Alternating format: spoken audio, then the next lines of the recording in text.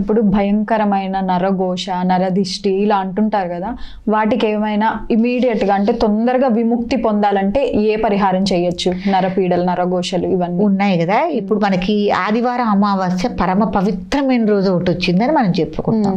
ఇట్లాంటి పరమ పవిత్రమైన మహత్తరమైన రోజులు వచ్చినప్పుడు వాటిని మనం సద్వినియోగపరచుకోవాలి. ఈ రోజున మీరు నరదిష్టికి కానీ లేకపోతే ఇంట్లో ఏదైనా గ్రహ దోషాలు కానీ ఏమన్నా ఉన్నాయనుకున్నప్పుడు ఇట్లాంటి పవిత్రమైన రోజుల్లో మనం పరిహారాలు కనుక చేసుకుంటే తొందరగా అవి నివారణ అవుతాయి. ఎలాంటి పరిహారాలు చేసుకోవచ్చు?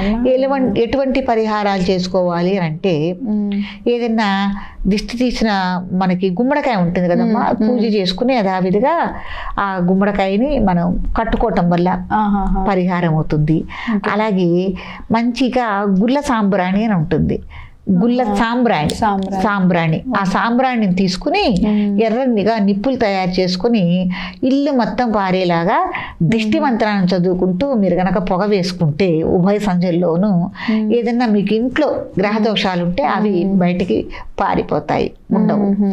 అట్లాగే ఇంట్లో ఏ కాళ్ళైనా సరే సన్నగా మంచిగా నువ్వుల నూనెతో మీ దీపారాధన, మీకు ఎక్కడైతే దేవతా మందిరం ఉందో దేవుడి గది కానీ పూజ గదిలో అట్లా మీకు గూడే ఉంది అక్కడ కానీ ఎక్కడైనా సరే సన్నగా దీపం 24 గంటలు వెలిగే ఏర్పాటు కనుక మీరు చేసుకుంటే అస్సలు ఇంట్లోకి ఏ శక్తులు, గ్రహ శక్తులు, పీడలు వచ్చే అవకాశమే లేదు.